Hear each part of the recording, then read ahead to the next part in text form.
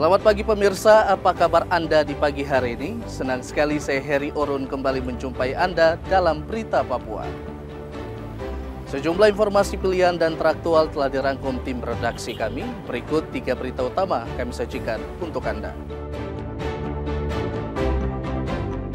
Teror KKB makin ganas. Dalam sehari 2 warga di Kabupaten Yahukimo dan Intan Jaya tewas dibunuh kelompok kriminal bersenjata.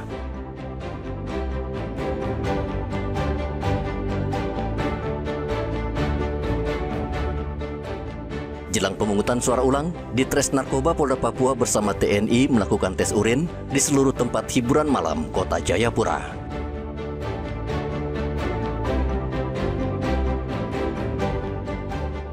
Puluhan ibu rumah tangga di Merauke menyerbu lokasi pasar murah yang digelar Pemkab Merauke.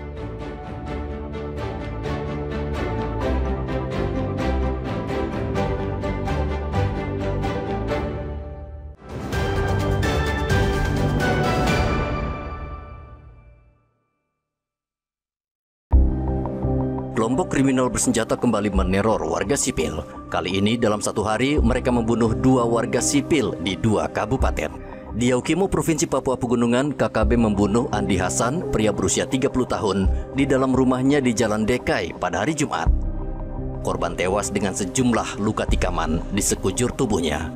Korban saat itu sedang duduk di depan rumah, tiba-tiba 3 orang datang dan langsung menganiaya korban hingga tewas. Korban langsung dilarikan ke rumah sakit, namun nyawanya tidak tertolong. Satgas Operasi Damai Karten merespon kasus pembunuhan terhadap warga sipil di distrik Dekai, Yahukimo, Papua Pegunungan. Korban atas nama Andi Hasan ditemukan meninggal dunia di kediamannya dengan sejumlah luka tusuk di tubuhnya. Berdasarkan pendalaman, pelaku diduga bagian dari kelompok kriminal bersenjata pimpinan Elkius Kobak, sebagaimana diklaim melalui media sosial oleh pihak TPNPB OPM. Aparat gabungan segera mengamankan TKP, mengevakuasi korban, dan melaksanakan penyelidikan intensif untuk mengungkapkan motif dan pelaku. Polri menegaskan, korban bukan anggota militer seperti yang diklaim, melainkan warga sipil. Di Kabupaten Intan Jaya, Provinsi Papua Tengah, KKB juga membunuh seorang warga sipil bernama Joni Hendra. Pemilik kios di Kampung Wandoga ini tewas dengan luka tembak di tubuhnya pada hari Jumat. Pelaku bernama Yonial Kobogah, anggota KKB, pimpinan Apen Kobogau. Ia menembak korban dari jarak sekitar 7 meter dengan menggunakan senjata api laras pendek, lalu kabur ke arah perbukitan. Senasib dengan Andi Hasan, korban sempat dilarikan ke Puskesmas Bilorai, namun nyawanya tidak tertolong. Jenazah Joni Hendra diterbangkan ke kampung halamannya di Kabupaten Muaro Bungo, Provinsi Jambi. Operasi tadi setelah dikremasi, dimasukkan ke peti, langsung diterbangkan Jakarta ke Sumatera Barat, ke kampung halaman. Aktivitas masyarakat tetap aman, kondusif, masih seperti biasa. Tapi untuk pelaku, ya sudah terdeteksi siapa pelakunya. Kemudian dari pihak KKB juga sudah punya press release, mereka menyatakan dan mereka bertanggung jawab. Tapi sampai dengan saat hari ini, wilayah hukum Intan Jaya aman, kondusif, aktivitas masyarakat berjalan seperti biasa. Untuk masyarakat tetap waspada, terutama pedagang ya, kalau bisa sebelum jam 6, jam 5 itu sudah harus bisa menutup kios. Ya, kita mencari sebuah keselamatan pribadi. Kita nggak tahu, kejadian kan tidak ada orang yang tahu dengan hal ini. Jasad korban sebelumnya dikremasi di RSUD Timika, Papua Tengah. Saat ini situasi di Kabupaten Intan Jaya masih tetap kondusif. Meskipun demikian, anggota tetap berjaga-jaga. Kapolres Intan Jaya mengimbau kepada warga di Intan Jaya agar tidak beraktivitas di luar rumah menjelang sore hari. Igo melaporkan dari Yahukimo dan Intan Jaya.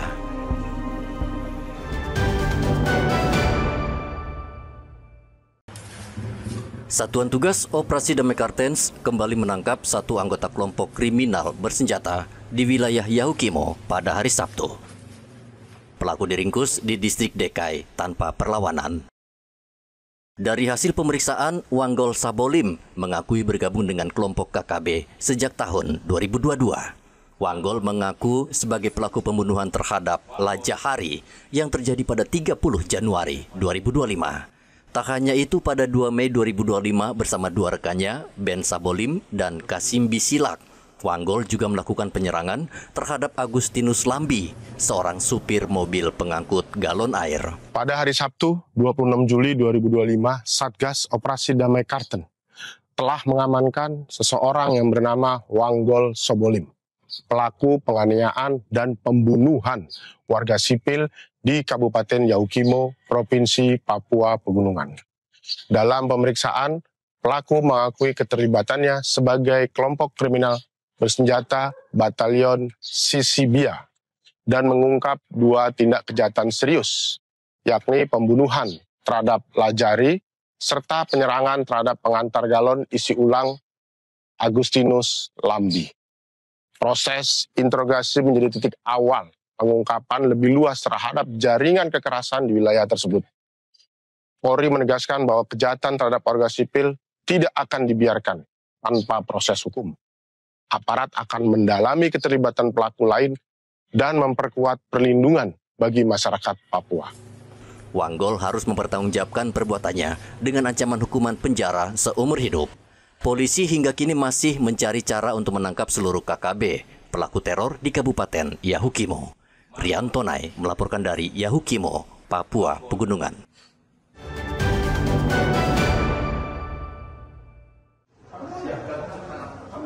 Menjelang pelaksanaan pemungutan suara ulang pada 6 Agustus mendatang, Polda Papua bersama TNI menggelar razia gabungan untuk menjaga kondisi keamanan di ibu kota provinsi. Razia gabungan yang digelar Direktorat Reserse Narkoba Polda Papua bersama unsur TNI ini berlangsung Sabtu malam di kota Jayapura. Razia ini menyasar sejumlah tempat hiburan malam. Sebanyak 4 tempat hiburan malam diperiksa secara menyeluruh. Petugas melakukan pemeriksaan urin terhadap pengunjung dan karyawan, serta memeriksa apakah pengunjung membawa senjata tajam. Melaksanakan cipta kondisi dengan cara kami melaksanakan razia, pemeriksaan narkotika dan benda-benda tajam dan benda berbahaya lainnya di seluruh kafe atau bar di wilayah Kota Jayapura dalam rangka menciptakan keamanan dan ketertiban menjelang PSU. Operasi ini akan terus digelar hingga hari H pemungutan suara ulang demi menjaga rasa aman dan nyaman bagi seluruh lapisan masyarakat. Polisi mengimbau warga beraktivitas seperti biasa dan terus membantu polisi dengan menjaga keamanan di wilayah masing-masing. Rian Tonai melaporkan dari Kota Jayapura, Papua.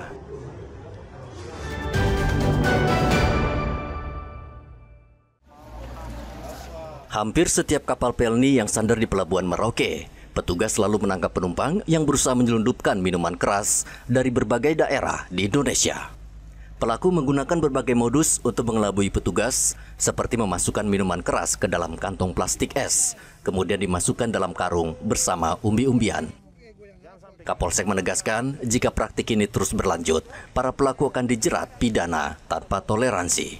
Yang menggunakan jasa laut untuk selalu mentaati peraturan yang ada di atas kapal, dan ingin menghimbau untuk tidak membawa barang-barang terlarang berupa minuman keras, alat tajam, maupun narkotika. Apabila kami menemukan hal-hal tersebut, akan kami tindak tegas dan proses sesuai dengan hukum yang berlaku. Polisi juga mengingatkan masyarakat agar tidak membawa, mengedarkan, maupun menerima kiriman miras oplosan, baik untuk dikonsumsi pribadi maupun jual beli. Muhammad Ridwan melaporkan dari Merauke, Papua Selatan.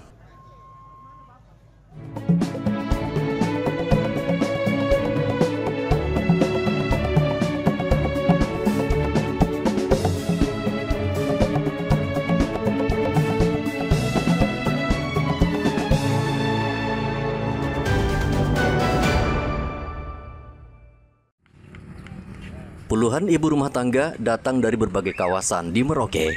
Mereka memadati halaman Masjid Raya untuk mendapatkan bahan kebutuhan pokok dengan harga murah.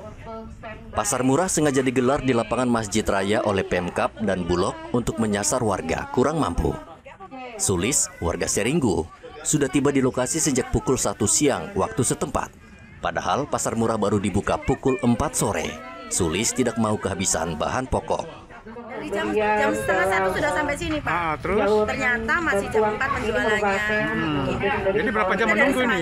Semangga 1. Berapa jam menunggu? Berapa jam menunggu? Kita jam 12 saya keluar rumah, sampai sini setengah 1. Nah, ini rencananya mau beli apa, Ibu? Rencana mau beli sembakonya, Pak. Oh gitu. Apa saja jenisnya? Minyak goreng gitu? Itu kan minyak goreng, beras dengan gula, Pak. Memang harganya beda? Iya, beda jauh sekali. Beda jauh. Kalau yang namanya buat pedagang itu kan selisih 2.000, kalau kita menurut kita kan selisih jauh ya. Gitu. Jadi kita mau cari yang agak murah ya. Oke. Sudah berapa lama nunggu di sini, Bu? Sama dengan Ibu. Oh gitu. Berarti udah 3 jam ya. Rencananya mau belanja apa ini? Sama seperti minyak goreng, gula dan beras. Memang murah, Bu, di sini. Ya, selisih sih. Ibu, kalau sekarang ini kan barang-barang pada mahal ya. Nah, ini harga murah ini gimana perasaan Ibu ini? Ya bahagia. Bagi yang membantu nggak? Ya, membantu. Sangat membantu ya. Bahan pokok yang dijual murah antara lain beras 5 kg seharga Rp67.000, lebih murah dibanding harga di pasaran yang mencapai Rp70.000 per kilogram. Minyak goreng Rp17.000 per liter, selisih hingga Rp6.000 dibanding harga di pasaran. Begitu juga gula dan tepung di pasar murah harganya lebih murah. Warga berharap kegiatan pasar murah rutin dilakukan pemerintah karena saat ini ekonomi warga sedang tidak stabil. Muhammad Ridwan melaporkan dari Merauke, Papua Selatan.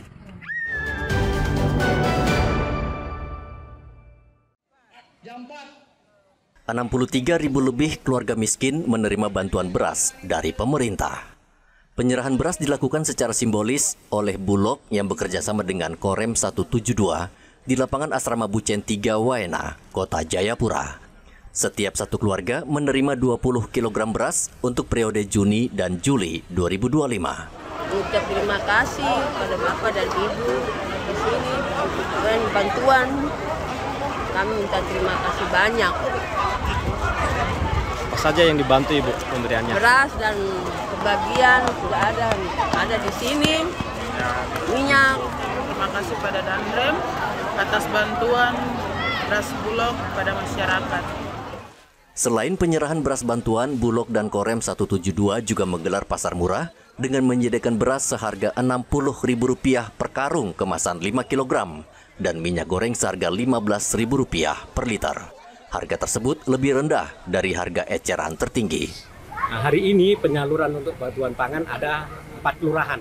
Ya, hari ini tentu jumlah ini sama-sama diketahui bahwa tadi itu 4 kelurahan itu antara lain yaitu Kelurahan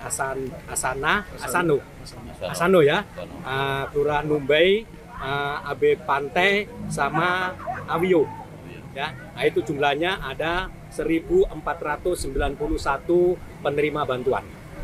Jumlah kuantumnya yaitu kurang lebih sekitar 23 ton 160 kilo. Jelas, ini tujuannya adalah untuk memperkuat ya, jaring-jaring ekonomi, kelangkaan beras ya. Tapi dengan adanya dukungan dari Bulog bersama dengan di TNI sehingga mereka dapat terbantu. Intinya membantu masyarakat untuk meringankan beban mereka, walaupun mungkin belum semua terpuaskan Pak ya, karena memang bertahap. Pangan murah ini untuk membantu masyarakat dalam mendapatkan beras dan minyak goreng dengan harga terjangkau. Gerakan pangan murah ini dapat memberikan dampak positif bagi masyarakat berpenghasilan rendah dan yang membutuhkan pangan dengan harga yang relatif terjangkau, serta mampu menekan inflasi. Dari Kota Jayapura, Papua, Hendra melaporkan.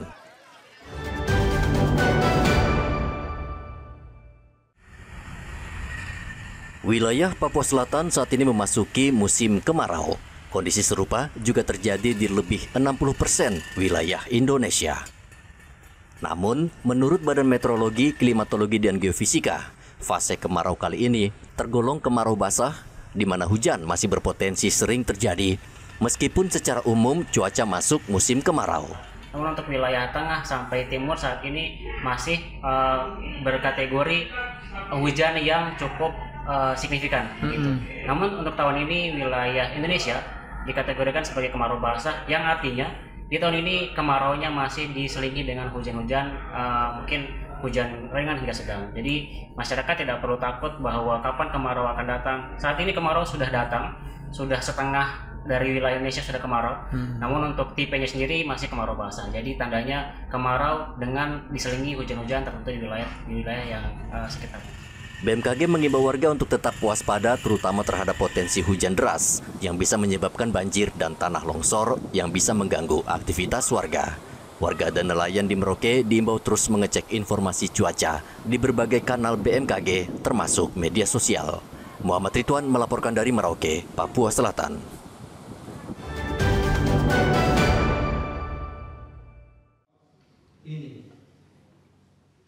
Puluhan pengurus Komite Olahraga Nasional Indonesia, wilayah Papua Tengah, resmi dilantik di salah satu hotel pada hari Sabtu.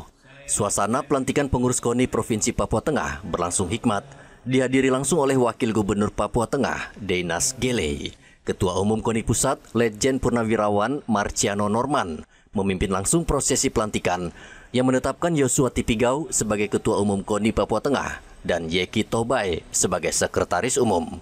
Ketua Umum KONI Pusat meminta pengurus KONI Papua Tengah agar segera bekerja karena ia menilai Papua Tengah memiliki potensi besar melahirkan atlet berprestasi. Dan prestasi atlet-atlet Papua Tengah pada Pekan Olahraga Nasional yang baru saja dilaksanakan di Aceh, Sumatera Utara cukup membanggakan, yaitu dengan 4 medali emas, 5 perak, dan 7 perunggu. Ini adalah satu hal yang menunjukkan bahwa Papua Tengah ini adalah gudangnya atlet-atlet apabila dikelola dengan baik oleh KONI Provinsi Papua Tengah, menjalankan arahannya gubernur dan jajarannya, mudah-mudahan mereka akan selalu membuat masyarakat Papua Tengah bangga. Saya harapkan prestasi atlet Papua Tengah pada multi-event nasional maupun single event nasional yang akan datang akan semakin lebih baik dari waktu-waktu sebelumnya. Papua ini lahir budaya olahraga, maka budaya olahraga kita harus buktikan dan kami sudah komitmen untuk mendorong baik dari pembiayaan apa dan sebagainya. Kami pasti akan intinya bahwa anak kami Papua Tengah itu mereka sudah siap untuk menanti menunggu pelantikan ketua ini.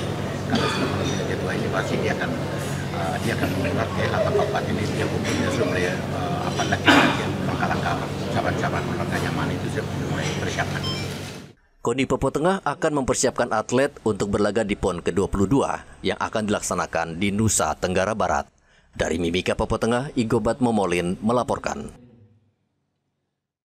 Pemirsa, informasi tadi mengakhiri jumpa kita dalam Berita Papua hari ini. Saya Heri Orun, mewakili seluruh kerabat kerja yang bertugas, mengucapkan terima kasih untuk kebersamaan Anda. Selamat pagi, selamat beraktivitas, dan Wanyambe.